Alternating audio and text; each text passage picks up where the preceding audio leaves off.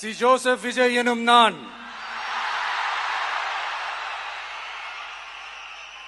தமிழ்நாட்டு அரசின் முதலமைச்சர் என்ற முறையில் எனது கவனத்திற்குள்ளாவதும் தெரிய வருவதுமான எந்த பொருளையும் முதலமைச்சரின் கடமைகளை உரியவாறு நிறைவேற்ற தேவையான அளவுக்கன்றி ஒருவரிடமோ